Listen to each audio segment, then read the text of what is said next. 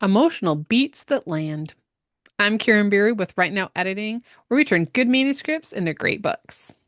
And I'm Peg Thomas, multi-award winning author and editor, and we're two editors for 5 minutes. And we're going to talk about one of my favorite things, sort of, because Which is, I'm going to start with the unfavorite things. When I'm editing a manuscript, I don't want to see smiling, nodding, and sighing as the only thing that's showing any sort of emotion. Because you use smiles, you use nods, you use sighs, but you can overuse those in a hurry. So we need beats that, and, does everyone know what an action beat is? An emotional beat. That's where the character is doing something to clue the reader to how they're feeling. It's an action. So nodding, smiling, sighing are all legitimate and they are all horribly overused, wouldn't you say? they do happen frequently. Yes. One of the reasons, uh, my belief is because you don't know your character well enough. You have to figure out what your character's quirks are and really know who your character is to understand how they would really respond to something. I agree with that, but I think it's also that as we're writing, we're thinking of our characters from here up. We're Mhm. forgetting they have a body. They have an entire body to work with. And this is coming up with the emotional beats is a great way um, to really get creative. So, what do your characters do? What are their quirks? One of my best friends, when she is bored, she is a hair twirler. You can look over there and you can always tell when she's bored or thinking because this is happening. So, you don't want to talk about her biting her lip while Oh, she's yeah, that's thinking. another overused one. But maybe she does that. I am a nervous knee bobber, or nervous, or when I'm tired and I struggle to focus, I'll bob my knee and I don't know why. But every now and then in church, someone will have to like draw my attention to it. So those are different things that you can do.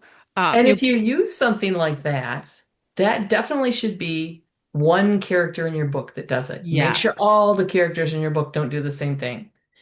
The guy that rubs the back of his neck. We all know guys, right? When Mhm. they're uncomfortable, that do that. I can think of about three that do that. But try to make it just one person in your book. So that's his character tick. That's his emotional tell. Tell is a good way to put it if you're a Mhm. poker player at all, right? That's that emotional tell. Oh, okay, I'm nervous. I'm a little unsure, so I'm doing this. But just one character, even though I know lots of guys that do it. Other ones can be clearing the throat is one, right? That will happen.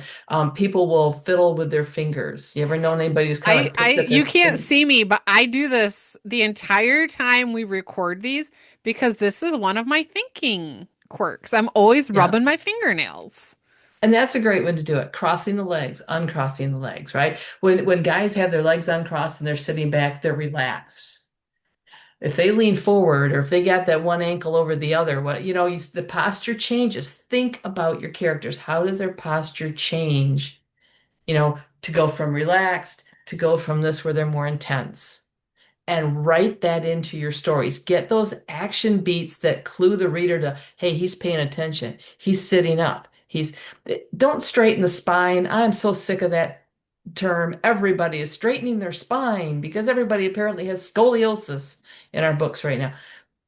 Go deeper than that. Don't just use a pet phrase. Go deeper. Go deeper. I And love it that term. helps too to really think about who your characters are. I'm writing right now about a musician. So it's not just her heart racing, it's the tempo.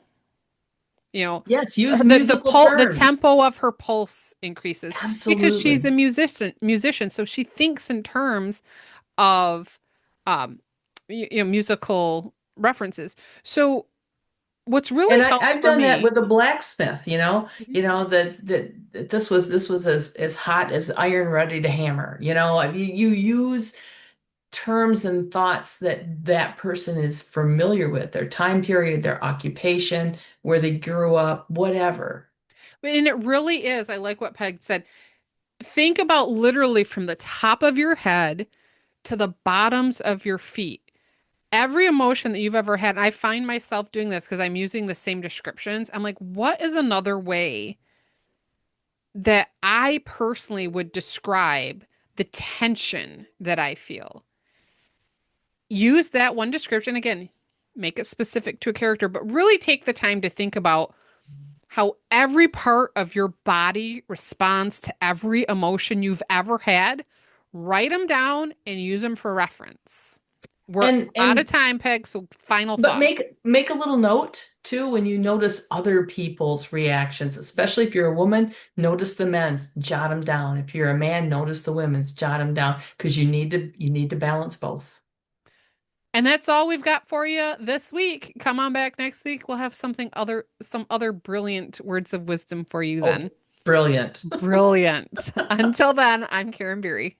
And I'm Peg Thomas. We'll see you next time. Bye.